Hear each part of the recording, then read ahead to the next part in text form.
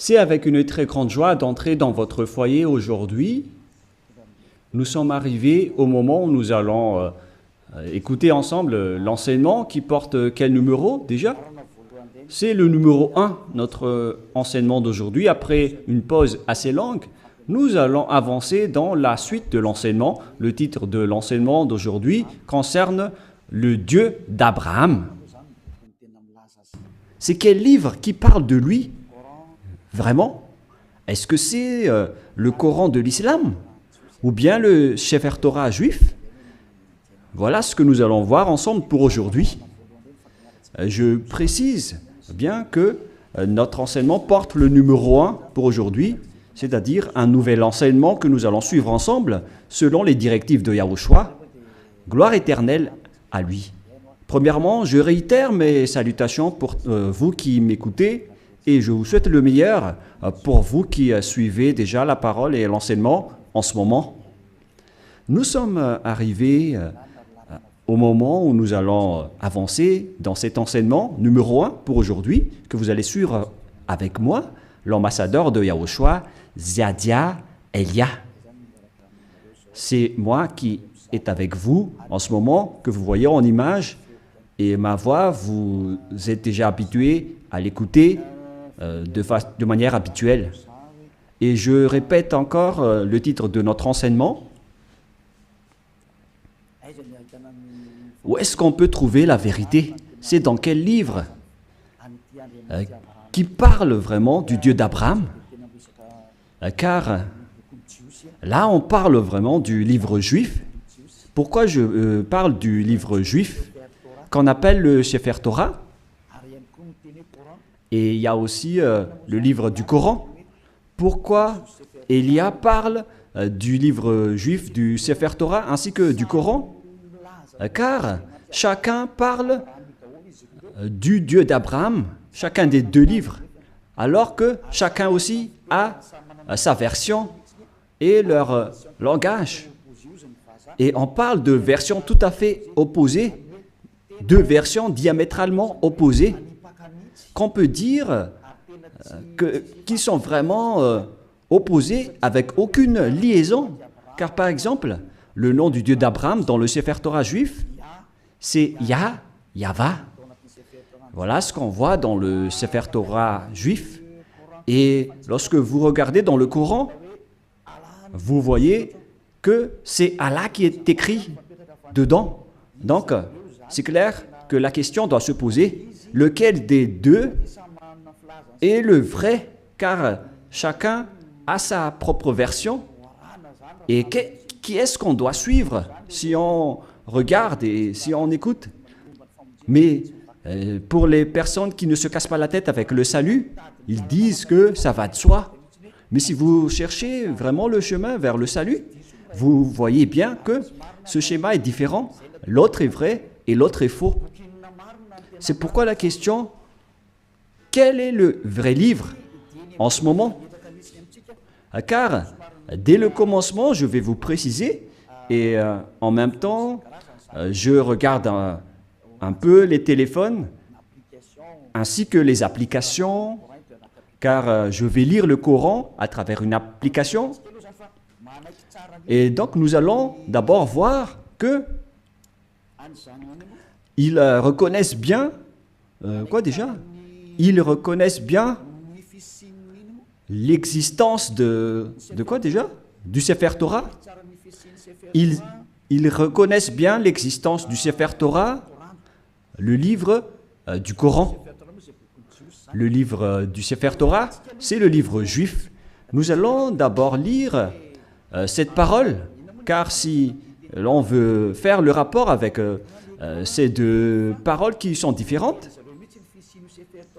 alors que le Coran reconnaît bien le Sefer Torah juif, le Sefer Torah appartient aux Juifs israéliens. Et le Coran précise bien qu'il reconnaît l'existence du Sefer Torah selon le livre du Coran, Ali Imran 3. Nous allons regarder ensemble Ali Imran 3.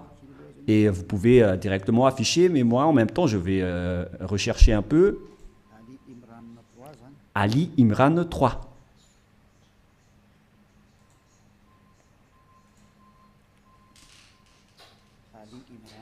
Ali Imran, que vous pouvez déjà afficher, car là, je l'ai retrouvé. Le voilà. Ali Imran 3. Et nous regardons ensemble vers l'écran. Il y a donc une langue arabe et après, il y a la traduction. Il a fait descendre sur toi le livre avec la vérité. Confirmant le livre descendu. Et il fit descendre la Torah et l'Évangile, ce qui prouve que l'islam reconnaît bien que ce sont eux qui ont fait entrer la Torah ainsi que l'Évangile dans le verset 2, à l'Imran verset 2. Voilà ce qui est dit. Allah, pas de divinité à part lui. C'est-à-dire qu'il n'y a pas aucun Dieu à part lui, le vivant, celui qui subsiste par lui-même. Nous voyons bien donc qu'il y a deux schémas différents qu'on doit faire connaître aux gens. Où est-ce qu'on doit aller si vous cherchez le salut? Voilà le rôle de Élia. Élia est là pour sauver tous les humains, non pas seulement ceux qui invoquent Jésus ou Jesus, mais tous ceux qui veulent avancer, vous pouvez avancer. Ceux qui veulent rester, vous pouvez rester. Et c'est pareil aussi avec l'appel aux islamistes pour leur demander de regarder la vérité, car votre livre reconnaît bien l'existence du Sefer Torah juif et ils disent que c'est leur Dieu même qui l'a fait entrer. C'est le Dieu de l'islam. C'est vraiment grandiose ce qu'il dit en disant que c'est le Dieu de l'islam qui a fait entrer le Sefer Torah juif ainsi que l'Évangile, le Nouveau Testament, dans lequel il y a l'histoire du Fils de Dieu qui figure dans la Sainte Écriture juive, que les islamistes ne reconnaissent pas du tout en disant que le Fils de Dieu n'existe pas car Dieu n'a pas du tout enfanté. Voilà notre problème. C'est-à-dire qu'il y a un schéma étrange concernant cette parole de Dieu qui vraiment possède la vérité. Et donc, nous allons suivre le titre qui raconte vraiment ce Dieu et qui a vraiment la vérité. Est-ce que c'est dans le Coran de l'islam ou c'est dans le Sefer Torah juif? Car ce sont les deux schémas opposants et qu'on doit confronter. Ce n'est pas qu'on va faire combattre le livre, mais on doit regarder la vérité à travers la parole. Et donc c'est clair que le Dieu de l'islam, selon eux, c'est lui qui a donné le Torah ainsi que le Nouveau Testament, la bonne nouvelle dans l'Évangile où il y a Yahushua, mais qu'ils ont changé au nom de Isha. Et les faux chrétiens l'ont changé en Jésus ou Jesus. Et certains nous demandent, est-ce que vous êtes chrétien? Moi, je réponds directement, nous ne sommes pas chrétiens. Car le Christ, plusieurs gens l'ont déjà changé en autre sens. Élia n'est pas chrétien. Élia suit Yahushua qui est l'élu. C'est celui que je suis. Voilà. Mais le Christ, le nom du Christ est déjà détruit. Et nous, on n'entre plus dans ce genre de choses étranges. Mais le vrai, le bien et le pur, c'est de suivre Yahushua, l'élu. Nous allons encore entrer dans ce sujet prochainement, mais on va dire d'abord que le livre de l'islam reconnaît Yahushua, mais ils ont juste changé son nom en Isha. Nous allons voir ça après. Mais dès le commencement, on voit bien que le Coran, ils reconnaissent bien le Sefer Torah juif. On parle ici du livre du Coran de l'islam. Donc là, c'est clair. Nous allons encore rajouter un autre verset. On va rajouter pour que ça soit bien complet dans vos écrits, nous allons encore lire dans le livre de Al-Maïda, qui s'écrit Al-Maïda. Al-Maïda 44. Nous allons aussi lire Al-Maïda 44, que je vais encore rechercher un peu.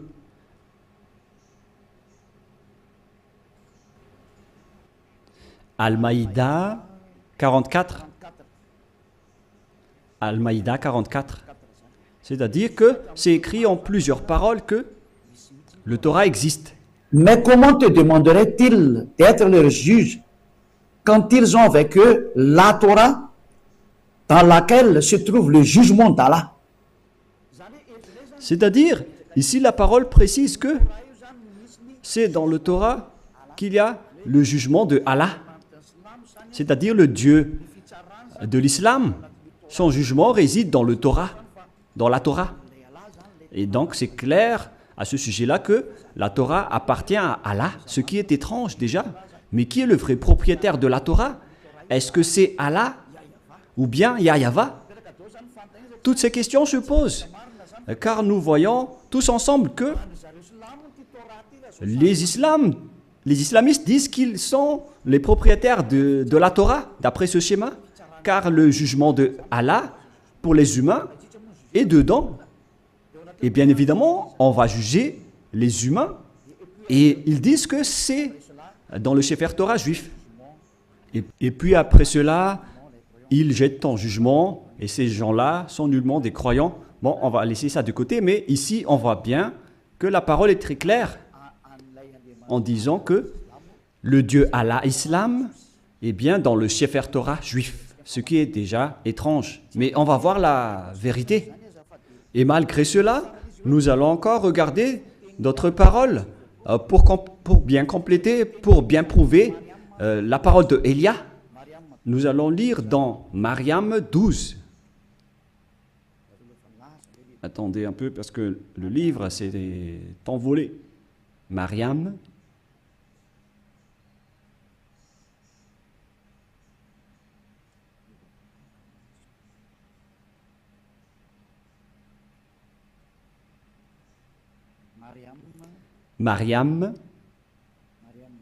Mariam 12.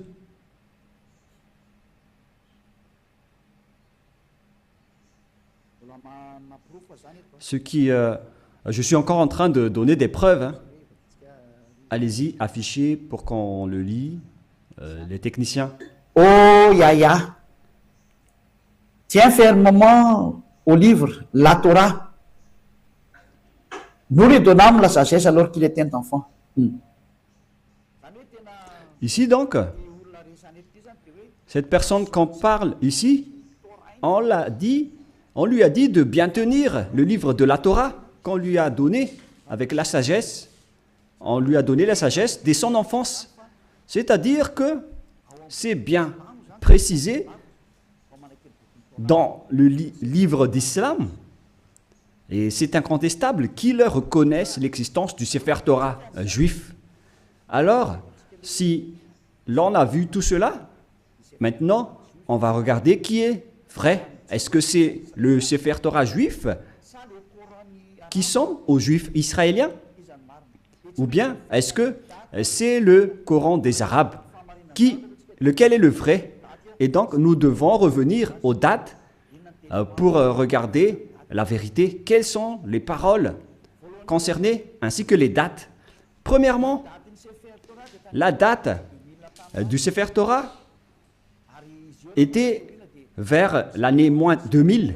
Et d'ailleurs, après, il a été distribué dans le synagogue selon les chercheurs et les historiens de Wikipédia. Vers l'année moins 1000, on a distribué déjà le Sefer Torah dans les synagogues. Voilà ce que les chercheurs ont dévoilé. Et d'ailleurs, les autres chercheurs peuvent penser à cela pour prouver la parole de Élia. Donc ici, on dit que l'existence du Sefer Torah était déjà vers l'année moins 2000.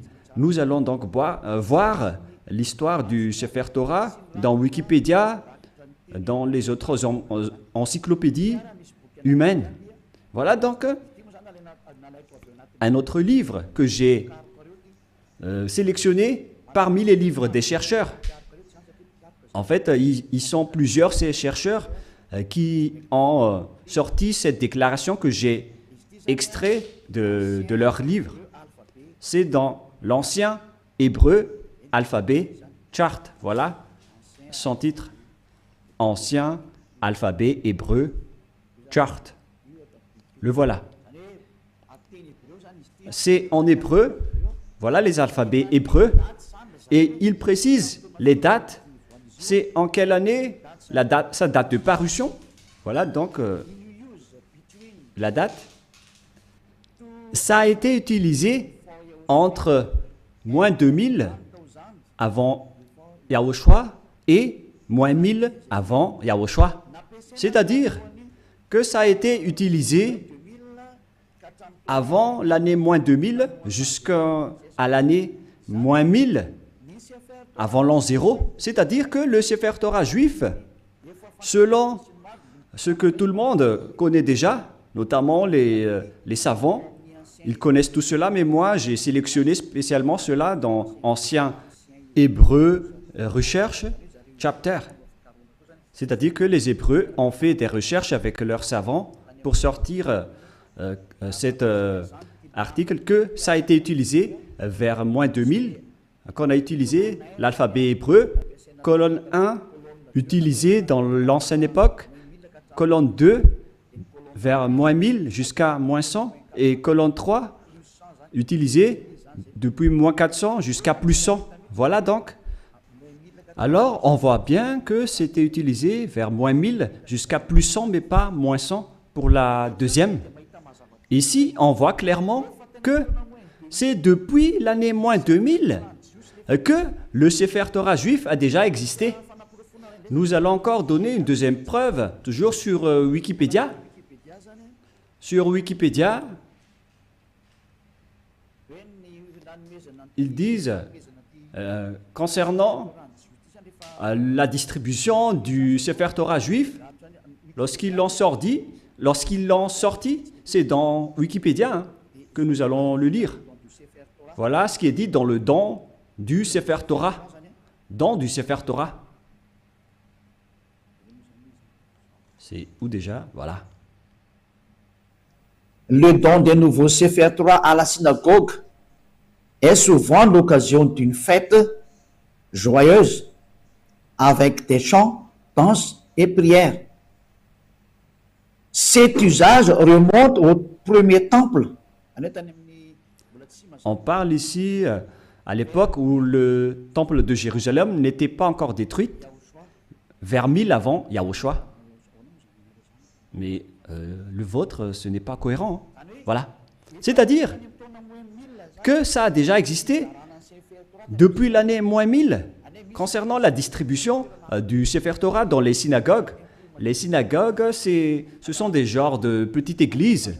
Si on compare avec le royaume de Yahushua, ce sont les VP, les petites églises régionales, etc. Et donc, ils ont distribué le Sefer Torah depuis l'année moins 1000 dans les synagogues. C'est-à-dire, c'est depuis une époque ancienne que le Sefer Torah existait déjà. C'est-à-dire vers l'année moins 1000. Et on a déjà vu aussi qu'il a existé depuis moins 2000. Mais sa distribution dans les synagogues, c'était vers l'année moins 1000 avant l'an 0. Donc là, c'est clair et c'est bien prouvé que le Sefer Torah existait déjà avant l'année 0. Et vers l'année moins 1000, on l'a distribué dans les petites synagogues, dans les petites églises. C'est incontestable alors qu'il est très ancien. Et nous allons ensuite regarder concernant le Coran de l'islam. Et si je vous dis tout ça, c'est par amour pour vous les humains, avant votre anéantissement. Elia vous dit de vous retourner. Il n'y a plus rien à faire pour votre terre. Sa destruction est arrivée. Et moi je dis à tous les humains de revenir vers le propriétaire de cette terre qui va être détruit, car vous ne pouvez plus l'empêcher en ce moment, c'est déjà en cours. Et si vous ne... tant que l'histoire ne vous frappe pas, alors sachez, vous tournez. C'est pourquoi ce salut en sauve tout le monde, sans exception, pour que personne ne soit plus trempé. Car les pécheurs ont été tous trempés. Et on est en train de sauver les pécheurs pour que vous ne péchez plus. Et les gens qui sont avec Élia ne pêchent plus. Est-ce que vous ne désirez pas ça? L'objectif de prier, c'est de ne plus pécher. Mais si vous êtes encore pécheur, n'espérez pas d'aller vers le Dieu d'Abraham. Les pécheurs n'iront jamais auprès du Dieu d'Abraham. Vous êtes en train d'être baratiné par les gens. Vous seriez perdu en enfer et dans le lac du feu. Voilà votre finalité. Alors faites bien attention. Et là, maintenant, on va voir à quel moment le Coran de l'islam a existé. Toujours dans le livre du Coran que nous allons prendre sur Wikipédia, date de parution. Le livre de l'islam a été proclamé vers l'année plus 612. Plus 610 jusqu'à 632. Proclamé de 612 jusqu'à 632. Et il y avait eu une autre édition après 632, 634, etc. C'est-à-dire qu'il a existé aux alentours de l'année 612 concernant l'existence du Coran de l'islam. Ce n'est pas le Coran juif, mais c'est le Coran de l'islam, c'est-à-dire aux musulmans. Donc, il s'agit d'un livre récent qui est différent du livre juif. C'est vraiment un livre différent. C'est pourquoi le nom de leur Dieu n'est pas pareil que le nom du Dieu juif. Le nom du Dieu juif qui est Yahva et le nom du Dieu de l'islam c'est Allah. Alors lequel on doit choisir?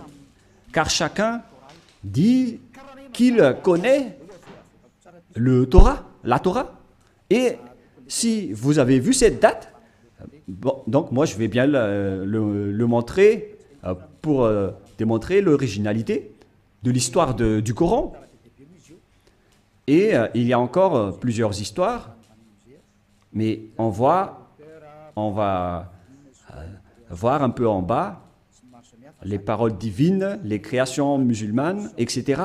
Et ici, on voit en bas la date de parution que je vous ai montré tout à l'heure. Date de parution proclamée de 610 à 612 jusqu'à 632. C'est-à-dire vers l'année 610. Voilà l'existence du Coran. C'est incontestable. Tout le monde le connaît. La question qui se pose, si on veut regarder la vérité sans favoritisme, si on veut voir la vérité sans favoritisme, qu'est-ce qu'on doit suivre? Qui est-ce qu'on doit suivre? Car les deux livres parlent du Dieu d'Abraham et ils reconnaissent tous le Dieu d'Abraham. Et lorsqu'on a regardé les dates, la date du Sefer Torah était vers l'année moins 2000, son existence. Et vers l'année moins 1000, sur Wikipédia, c'est prouvé qu'il a été distribué le Sefer Torah, on l'a distribué dans les petites synagogues. C'est-à-dire qu'il s'agit d'un livre très ancien, le Sefer Torah.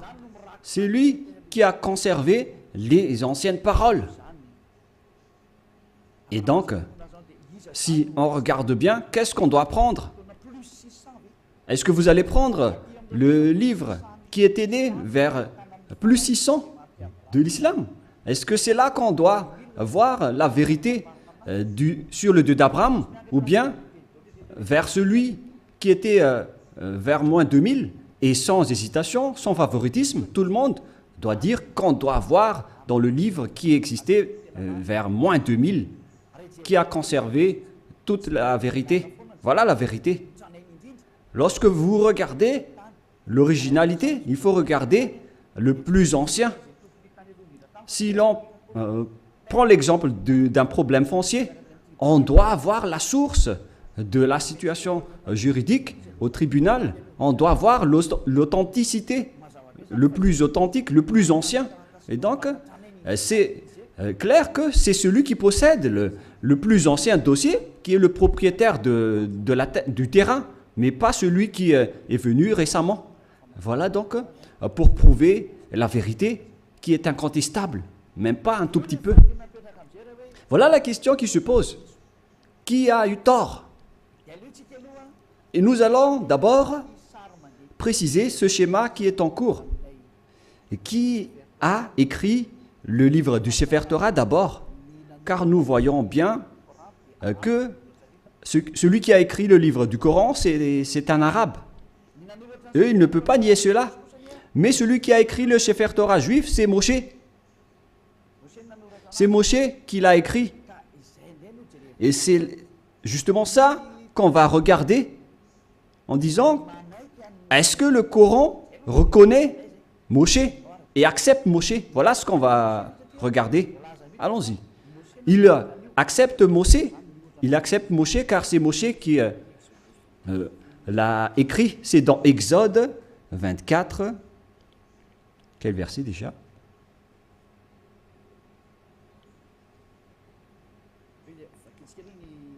Nous allons d'abord lire sur Wikipédia. Nous allons lire sur Wikipédia concernant le livre de la Genèse pour voir qui l'a écrit. Nous allons lire le livre de la Genèse sur Wikipédia qui a été écrit par les chercheurs mondiaux. Donc, le livre de la Genèse, ainsi que les autres livres, qui les ont écrits? L'Exode, et etc. Le livre de la Genèse. Premier livre de la Bible, du Sefer Torah, car c'était des écrits récents, mais anciennement, son appellation juive, c'est le Sefer Torah. Et ça n'a pas changé ce nom juif, mais ce sont les autres nations qui l'ont changé en Bible. On parle ici du Sefer Bereshit, le commencement, ou la Genèse. L'auteur traditionnel, ils l'ont précisé ici que c'est Moïse qui l'a écrit. Et il y a aussi d'autres auteurs avec d'autres remarques concernant d'autres auteurs anonymes. Mais Moshe a donc regroupé les écrits et qui les a conservés dans un seul livre. La raison, c'est que Moshe a reçu l'ordre de les écrire et Moshe les a écrits. Nous allons lire cette histoire dans le livre du Sefer Torah juif, dans le livre d'Exode, chapitre 24. Moshe a eu la parole qu'il devait écrire les paroles de Yahvé. Exode, chapitre 24, verset 4. Ce qui veut dire que l'histoire du livre de la Genèse, de l'Exode, Lévitique, Nombre et Deutéronome, ce sont tous des livres écrits par le grand-père Moshe. Moshe écrivit toutes les paroles de Yahvé. Puis il se leva du bon matin, il bâtit un autel au pied de la montagne et dressa 12 pierres pour les 12 tribus d'Israël. C'est-à-dire que c'est Moshe qui a écrit le Sefer Torah. C'est bien clair dans le verset 4 qui est bien clair. Moshe écrivit toutes les paroles de Yahvé. Personne ne peut plus contester cela en disant que c'est une autre personne qui l'a écrit. Donc l'ancien Sefer Torah, le plus ancien, c'est Moshe qui a écrit tous ces livres selon ce qui est dit dans le Sefer Torah, dans le livre d'Exode, qui est un livre de Moshe. Et nous allons voir maintenant si les islamistes acceptent Moshe. Et si les islamistes acceptent Moshe, alors on ne peut plus nier la vérité sur le Sefer Torah. Directement, le Sefer Torah est vrai et incontestable. Si vous allez encore contester cela, vous avez tort, car si vous acceptez la vérité sur son auteur, alors que Son nom figure bien dans le Sefer Torah. Il s'appelle Moshe dans le Sefer Torah, mais le Coran de l'islam l'a changé en Mosha. Voilà leur appellation, et tout le monde connaît cela. Et nous allons donc voir s'ils acceptent Moshe dans le Coran de l'islam. Si une fois vous l'acceptez, et nous allons le voir ensemble, alors il faut que vous vous tournez vers la vérité. Voilà la sagesse. Il faut aller vers la vérité. Le rôle de Elia est d'expliquer, de prouver. Si vous ne voulez pas écouter, tant pis pour vous. Mais mon rôle, c'est d'expliquer, de prouver, comme j'ai prouvé aux personnes qui appellent Jésus en disant que vous avez tort. Regardez-vous, vous êtes pécheurs. Et même le livre du Coran précise bien que tous les islamistes sont pécheurs. Et ce qui est pire, c'est qu'ils vont être tous jetés en enfer. Et ils connaissent tous cela. Et ils disent que on va les sélectionner petit à petit de l'enfer après. La question que je vous pose, par quel moyen vous allez quitter l'enfer? Car c'est écrit dans votre livre, ma venue, c'est de sauver les humains sans exception. Voilà le grand amour. C'est sauver tout le monde en tant qu'humain. Comment vous allez échapper à l'enfer? Par quelle solution? Et ne répondez pas bêtement. Il faut donner une vraie solution. Car dans votre livre, il est également écrit que vous n'avez pas le pouvoir de purifier ou de rendre parfaite une personne. C'est écrit dans votre livre. Vous n'avez pas le pouvoir de changer une personne en une personne vraie et parfaite. Alors, comment vous allez échapper à l'enfer? La question qui se pose. Après votre mort, vous irez en enfer et comment vous allez quitter cette zone? C'est vraiment pire. Hein? Je ne sais pas si vous avez déjà entendu cela, mais lorsqu'on discute avec les gens, ils acceptent que c'est vrai.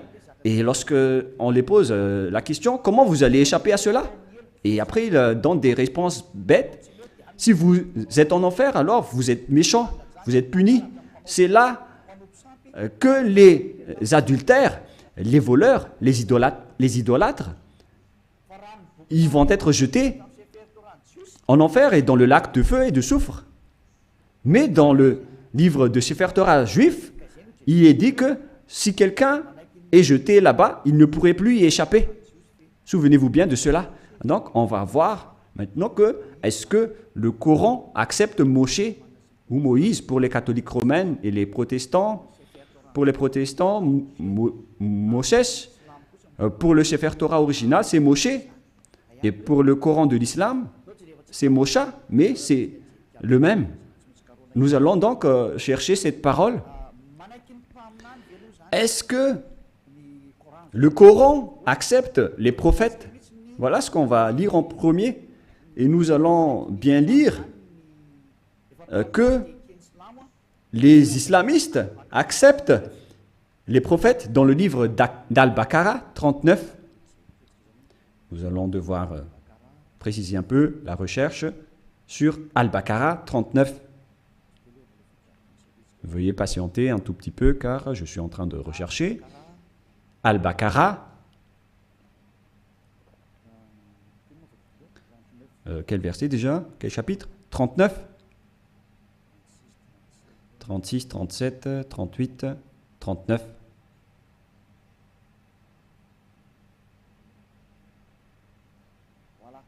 Voilà. Al-Baqarah 39, le voilà.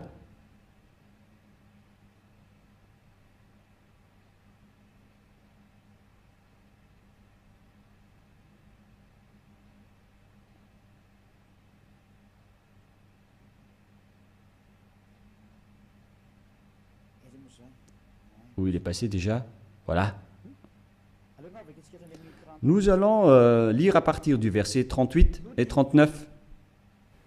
Nous dîmes, descendez d'ici, vous tous, toutes les fois que je vous enverrai un guide, c'est-à-dire lorsqu'ils vont envoyer un guide parmi vous pour vous guider, celui qui vont les suivre n'auront pas de crainte ou de terreur, etc. Voilà. Verset 39. Et ceux qui ne croient pas à nos messagers, quiconque ne croit pas à nos messagers, c'est-à-dire leurs prophètes, et traitent de mensonges nos révélations. C'est-à-dire que c'est de la mensonge qu'ils ont transmis aux messagers. Ce sont des gens du feu, ceux qui contredisent nos prophètes, où ils demeureront éternellement. Donc, s'ils n'acceptent pas les prophètes, la parole des prophètes, vous allez être mort en enfer à jamais. C'est-à-dire qu'on doit accepter les paroles des prophètes. Alors, on sait bien tous qu'il n'y a pas de prophète plus ancien que Moshe, notamment en termes de prophète israélien. Et nous allons voir à propos de ce schéma. Voilà, premièrement. Et nous allons encore regarder dans Al-Baqarah 98. Al-Baqarah 98, qu'est-ce qui est dit ici? Nous allons avancer petit à petit. Voilà. Al-Baqarah 98. Al-Baqarah, voilà. 98. Dit, quiconque est ennemi d'Allah, il s'agit de leur Dieu, de ses anges et de ses messagers, jusqu'à ses messagers, de Gabriel et de Michael. Vous voyez bien qu'il y a le terme Gabriel et Michael qui se trouve dans le livre de Sefer Torah également. Allah sera son ennemi, c'est-à-dire que Allah sera leur ennemi, car Allah, le Dieu de l'islam, il est l'ennemi des infidèles. C'est-à-dire,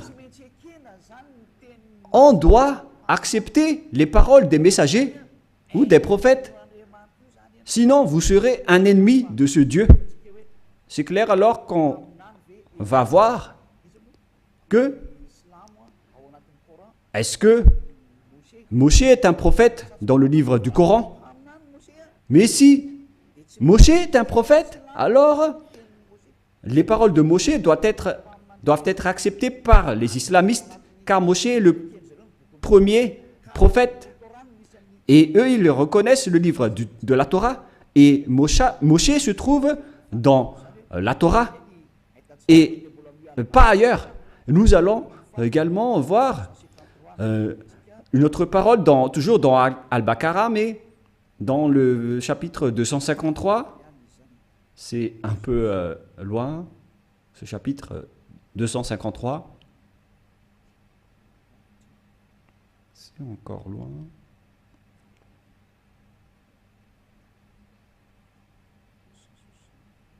« 260, nous allons revenir un peu, nous allons un peu trop loin. Là, on est en train de trop rechercher. 200 et combien? J'ai dit déjà? «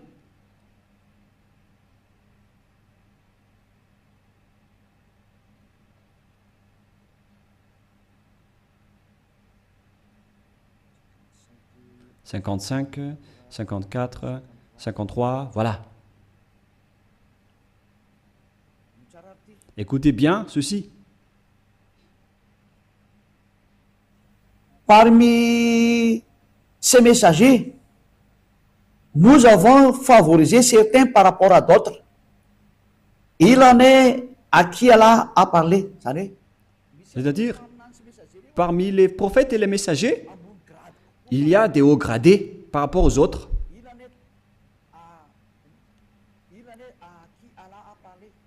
Il en est à qui Allah a parlé. Et il en a élevé d'autres en grade, qui ont été promus en grade. Ils disent Jésus ici, mais à vrai dire, c'est Yahushua. Vous voyez le changement des noms. Et les islamistes parlent de Isha. Donc, Yahushua, fils de Marie ou de Maria. Nous avons la preuve que Yahushua a le Saint-Esprit. C'est dit dans le livre du Coran. Et il est exceptionnel comparé aux autres prophètes. Et si Allah a voulu qui se sont s'entretués, etc. Mais nous allons en rester là. Mais ce qu'on précise ici, c'est qu'il y a des prophètes haut gradés parmi les autres prophètes, y compris Yahushua, le fils de Maria. C'est bien dit dans le livre du Coran, de l'islam. C'est-à-dire que, face à cette parole, le livre du Coran précise bien que ils acceptent bien que Yahushua, qui a été enfanté par Maria, a bien le Saint-Esprit. Et ils ont dit qu'ils ont bien la preuve qu'on lui a bien donné le Saint-Esprit. On lui a confirmé le Saint-Esprit. Et c'est Allah qui a dit cela selon eux. Alors ici, c'est précisé qu'on doit écouter les paroles des prophètes. Alors, maintenant, nous allons lire comment ils acceptent Moshe, Moïse ou Mosha. Est-ce qu'ils acceptent Moshe? Dans le livre d'Al-Imran, est-ce qu'ils acceptent Moshe? Voilà ce qu'on va terminer ceci pour aujourd'hui. Est-ce que le Coran de l'islam accepte Moshe? Parce que s'ils acceptent, face à toutes ces paroles, donc c'est clair que c'est le Sefer Torah juif qui est vrai et le Coran est faux, d'après tout ce qu'on a dit. J'ai donné des preuves. Je n'ai pas seulement donné des paroles du Sefer Torah, mais j'ai également donné des paroles du Coran. Comme ça, vous voyez bien que je n'ai pas fait du favoritisme, car chacun a dit sa version, et à vous de connaître lequel doit-on suivre. Et donc, le livre de Al-Miran 84 précise aussi, et je précise aussi que c'est de l'amour, tout ce que je suis en train de vous parler, pour que vous ne soyez pas jetés en enfer, au cas où vous allez être en difficulté avec le danger que vous allez subir. J'ai dit Al-Imran 84, voilà. Allons-y. Dit Al-Imran 84. Nous croyons en Allah, à ce qu'on a fait descendre sur nous. On parle ici des islamistes. À ce qu'on a fait descendre sur Abraham, en Ismaël, en Isaac. Tous ces noms figurent dans le livre du Sefer Torah, hein, en Jacob et sa tribu. On voit bien l'histoire de cette tribu dans le livre du Sefer Torah juif et de ce qui a été porté par Moïse. Moïse, et donc ici c'est le porte-parole et le prophète, et on va dire Yahushua directement. Et ici donc, on précise bien que les islamistes croient à tous les prophètes jusqu'à Jésus, Isha, c'est-à-dire Yahushua, en vrai. Depuis Moshe ou Moïse, ils acceptent tous les prophètes. C'est clair alors que le Coran ne peut pas dire qu'il nie Moshe. C'est pas vrai. On le nie carrément, car nous l'avons bien tous vu ensemble. Élia n'a rien inventé. Élia n'a rien inventé. C'est le salut. Le danger arrive sur votre terre. C'est le devoir de Élia de vous sauver.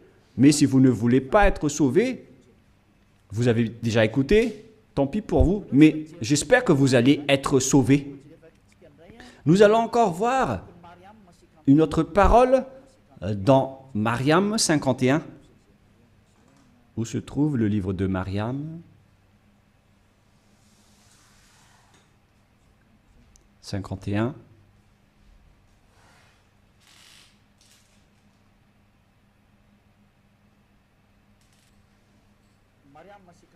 Mariam 51. Et mentionne dans le livre de Moïse ou Moshe, c'était vraiment un élu. Et c'était un messager. Et un prophète. Les islamistes exigent bien et précisent qu'il faut bien marquer que Moïse ou Moshe c'était vraiment un élu. Il faut bien donc marquer dans le livre de l'islam que Moïse ou Moshe ou Mosha, c'est un élu, c'est un porte-parole et c'est un vrai prophète, messager. Voilà. Il est également en même temps un élu, il a été choisi. C'est vraiment un élu. C'est un homme élu, alors ne le négligez pas. Voilà ce que ça veut dire. Vous voyez maintenant que les islamistes ne doivent plus nier. Car c'est bien dans leur Coran la vérité de Moshe. Et qu'est-ce que Moshe a dit? Car c'est Moshe qui va nous dire que c'est lui qui a écrit le livre de la Genèse. Nous allons aussi voir cette parole. Donc c'est clair que vous ne devez plus nier cela en disant qu'il y a des fausses paroles. Pourquoi vous allez contredire la parole de Moshe? Car la parole de Moshe est vraie et ça a déjà existé vers moins 1500. Comment vous allez encore pouvoir le nier? Vous voyez bien que c'est impossible. Directement, vous allez nier votre propre parole si vous niez les paroles de Moshe. C'est clair, donc vous devez revenir vers le Sefer Torah juif si vous voulez être sauvé. Si vous ne voulez pas revenir là-bas, alors là, vous êtes frappé par votre propre parole. Je n'ai rien inventé. Lisez bien la parole. Il faut que nous allons encore rajouter une autre parole pour prouver dans Al-Baqarah 51. Al-Baqarah 51, nous allons lire.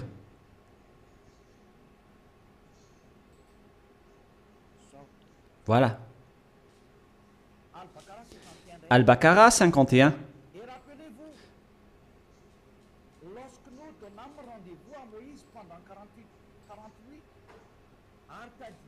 Et rappelez-vous que lorsque nous avons donné rendez-vous à Moshe pendant 40 nuits, lorsqu'il était allé sur la montagne, puis en son absence, vous avez pris le veau. Il se tourne ici vers les Israéliens que, en l'absence de Moshe, vous avez pris le veau pour idole, c'est-à-dire un statut idole, et vous étiez injuste à l'égard de vous-même en adorant autre qu'Allah. Et donc, vous avez adoré un bœuf qui est injuste devant le Dieu de l'islam qu'ils appellent Allah. Vous voyez bien qu'on parle ici d'un sujet juif. Donc, les islamistes acceptent que Moshe était bien monté sur la montagne, alors qu'on voit cette histoire dans le Sefer Torah juif qui existait déjà vers moins 1500, qui est bien loin comparé au livre du Coran qui a existé vers plus 600. Les dates ne sont pas vraiment du tout, ne sont pas du tout proches.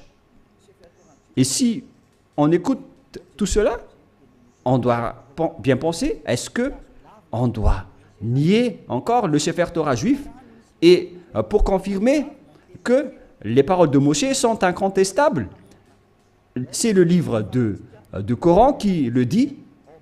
Je n'ai rien inventé. Nous allons encore regarder une autre dernière parole dans le livre de An-Nisha 163. An-Nisha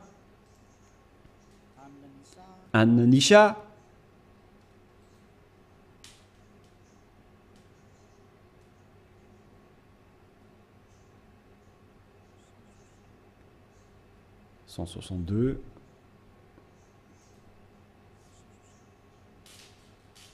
Là, c'est 160 et combien?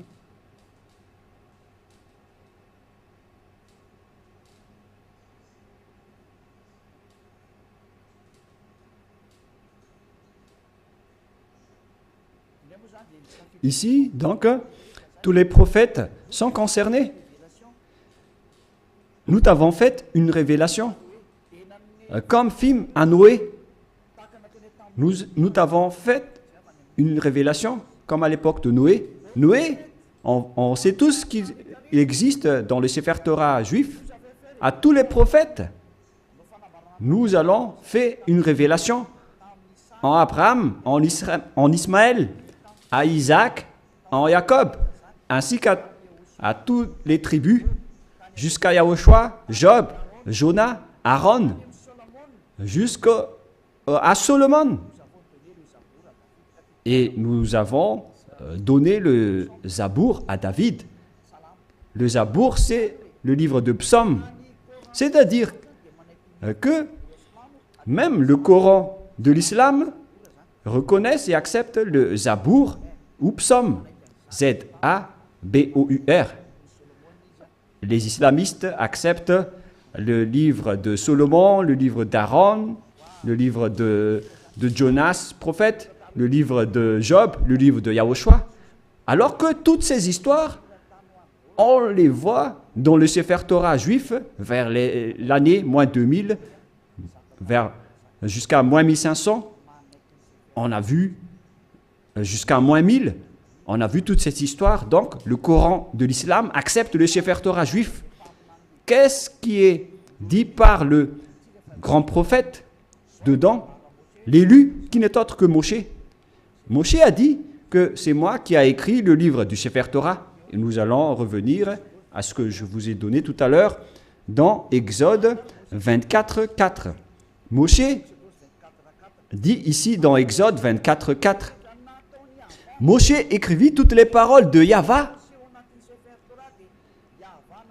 Celui qui est invoqué par Moshe dans le Sefer Torah, c'est Yahva, mais pas Allah. Voilà une première erreur. Car Moshe existait déjà vers l'année 1500, qui est déjà très ancien. Je n'ai pas encore donné la date de naissance et d'apparition de Moshe. Et dans ce livre, tout le monde le connaît. Ce n'est pas une nouvelle chose pour vous. Voilà donc l'histoire de Moshe, le Moïse historique comme titre. On parle de l'histoire de Moshe selon les chercheurs. Par conséquent, nous allons lire directement. Moïse, selon la Torah, a vécu 120 ans.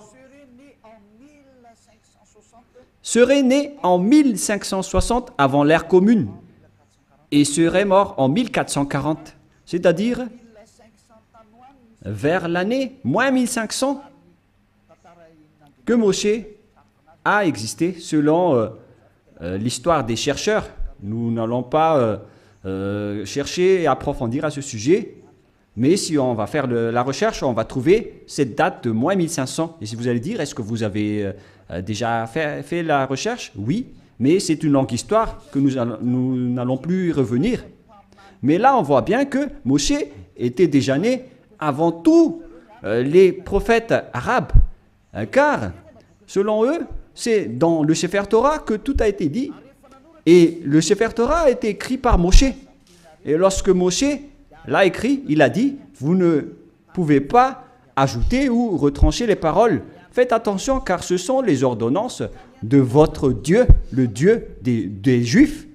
Et le Dieu de Moshe, il a bien expliqué que le Dieu de Moshe, vers moins 1500, et le Dieu d'Abraham, vers moins 2000, c'est bien clair que leur Dieu, c'est Yahva, qui est écrit dans le Sefer Torah. Nous allons donc lire la parole de Dieu, la parole de Moshe, dans le Sefer Torah juif, qui a dit qu'il ne faut pas ajouter ou retrancher les paroles. Deutéronome 4.2, c'est un livre de Moshe. Et Moshe est l'élu, le prophète et le messager. Alors il ne faut pas s'opposer aux paroles de Moshe. Nous allons lire Deutéronome 4,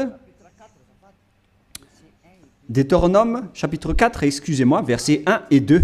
Maintenant, Israël, écoute les lois et les ordonnances que je vous enseigne. Mettez-les-en en pratique. On a fait porter la parole à Moshe, venant du cher père Yahva.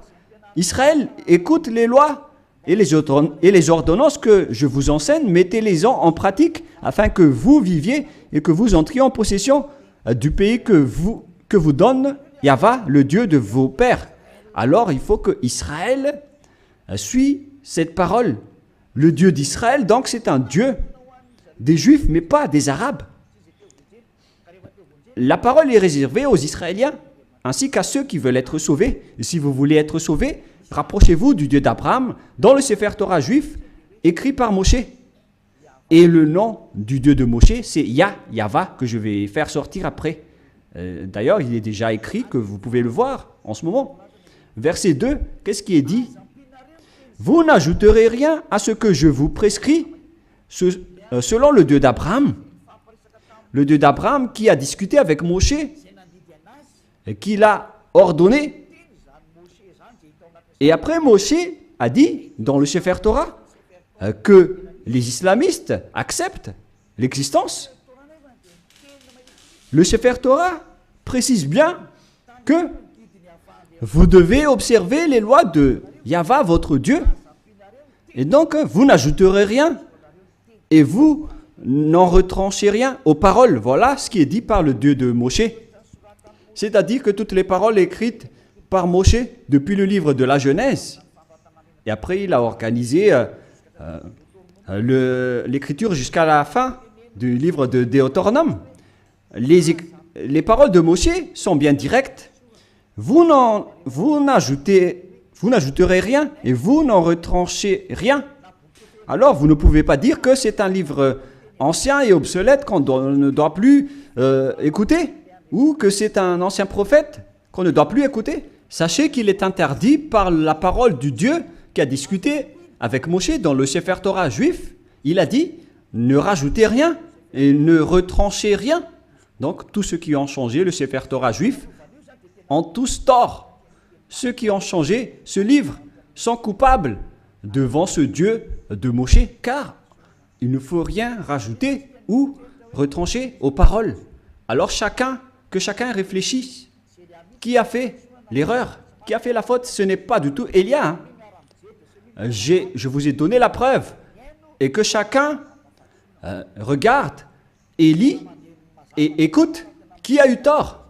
Et si les jugements se déroulent parfaitement, on a tous vu que celui qui a changé le Sefer Torah juif aura tort. Car c'est Moshe qui a précisé qu'on ne peut ni rajouter ni retrancher les paroles qui sont dedans. Car ce sont les lois de Dieu, les lois de Yahva qui a envoyé Moshe vers l'année moins 1500. Il est le plus ancien des prophètes. Et il a écrit le Sefer Torah directement. Et ce prophète a dit qu'il ne faut pas ajouter ni retrancher mes paroles selon le Dieu d'Abraham. Car si vous allez faire ça, vous allez être en conflit avec lui. C'est interdit pour vous de faire cela. Alors que chacun réfléchisse pour ceux qui l'ont changé. Et je vais confirmer la parole de Moshe. Moshe a encore dit que vous devez uniquement écouter les paroles des prophètes israéliens. C'est également ces paroles. Alors que chacun réfléchisse face à tout cela, qu'est-ce qui se passe sur cette terre? Pensez-y, prenez une décision pour ceux qui vont être sauvés. Rapprochez-vous du Dieu d'Abraham, celui qui a envoyé Moshe. Son nom c'est Yahva. Alors revenez vers le Sefer Torah juif. Voilà la seule sagesse. Voilà ce que le Dieu de Moshe a dit dans Deutéronome 18, pour terminer. Deutéronome 18, 15. Ô ton Dieu suscitera du milieu de toi, d'entre tes frères, un prophète comme moi. Vous l'écouterez. Et c'est lui qui a dit, à présent les Israéliens, écoutez ma loi et mes ordonnances. Il se tourne vers les Israéliens à ce sujet-là. Tu susciteras du milieu de toi, d'entre tes frères, un prophète comme moi, et vous l'écouterez. Vous ne pouvez pas écouter d'autres prophètes à part les prophètes israéliens. Si vous écoutez d'autres prophètes, alors c'est injuste. Quels que soient les autres prophètes, c'est Moshe qui le nie. Et c'est le Dieu de Moshe qui l'a dit. Et c'est le Dieu Yahva qui a envoyé Moshe, le prophète, qui a dit que vous ne devez écouter que les prophètes israéliens. Pour terminer, nous allons lire le verset 18 et 19 Deutéronome 18, 18, 19. Je leur susciterai du milieu de toi, de leurs frères, un prophète comme toi. Je mettrai mes paroles dans sa bouche et il leur dira tout ce que je lui commanderai. Et si quelqu'un n'écoute pas mes paroles qu'il dira en mon nom, c'est moi qui lui en demanderai compte. Selon ce Dieu d'Abraham, c'est le Dieu d'Abraham qui a déclaré que quiconque n'écoute pas ma parole, je vais les juger. Qu'est-ce qu'il a dit? Vous devez uniquement écouter les prophètes israéliens. S'ils ne sont pas israéliens, alors c'est pas correct. Selon le Dieu d'Abraham, il a dit que vous devez écouter les prophètes israéliens. Et le prophète israélien qui a écrit cela, c'est Moshe, que vous acceptez dans le livre du Coran. Le Coran accepte précisément qu'il est accepté en tant que prophète, messager et élu. Donc si vous niez Moshe, ce Dieu d'Abraham va vous juger. Et nous allons terminer avec le nom du Dieu d'Abraham. Son nom c'est Yahva. Nous allons lire dans le livre de l'Exode pour terminer. Et après que chacun réfléchisse sur cette grande bonté, car c'est un salut pour vous. Nous sommes arrivés pour vous sauver. Le sage voit le danger et se cache, mais le fou avance et regrette. Exode 15, 2. Yahva est ma force et le sujet de mes louanges. C'est lui qui m'a sauvé. Il est mon Dieu, je le célébrerai. Il est le Dieu de mon Père. Je l'exalterai. Yahva est un vaillant guerrier. Yahva est son nom. Donc, le nom de ce Dieu dans le Sefer Torah, c'est Yahva. D'ailleurs, nous avons le Sefer Torah que nous allons montrer pour terminer dans Exode 15, 2.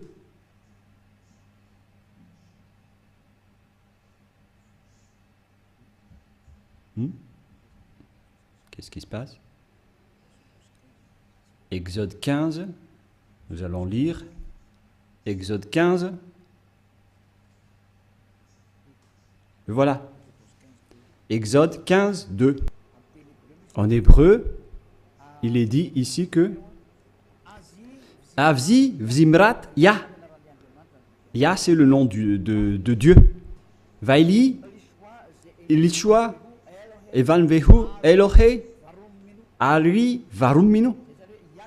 C'est Yah qui est son nom depuis le début. Et deuxièmement, Yahva, Ishmishchama, Yahva Shmo. Alors, ça veut dire Yahva, mais ils n'ont pas complété la parole, mais je l'ai déjà enseigné. Mais maintenant, nous allons revenir avec la version française, parce que là, c'est en hébreu qu'on ne peut pas comprendre. C'est dans Exode 15, 3. Yahva est un vaillant guerrier. Yahva est son nom. Et le nom du Dieu invoqué par Abraham et par Moshe dans le Sefer Torah juif, que le Coran accepte, qui existait vers moins 2000 et moins 1500. Il précise que le nom de ce Dieu d'Abraham, qu'ils ont appelé à eux deux, Abraham et Moshe, le nom de ce Dieu, c'est Yahva. Et donc, si vous ne suivez pas cela, imaginez et pensez que vous avez fait une grosse erreur. Si vous mourrez dans cette situation, vous irez en enfer.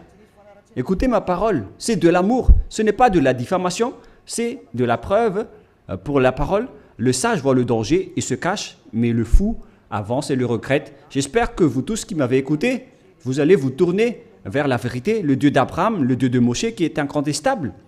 Suivez Yahva, suivez Yahushua.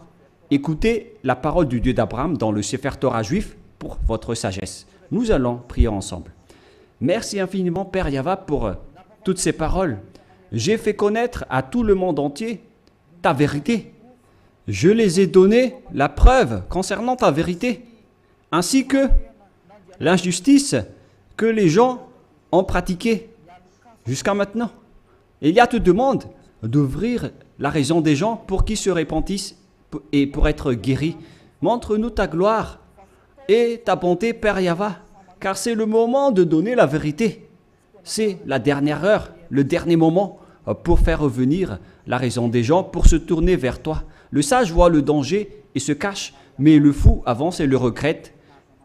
Père Yahva, la gloire éternelle est uniquement à toi.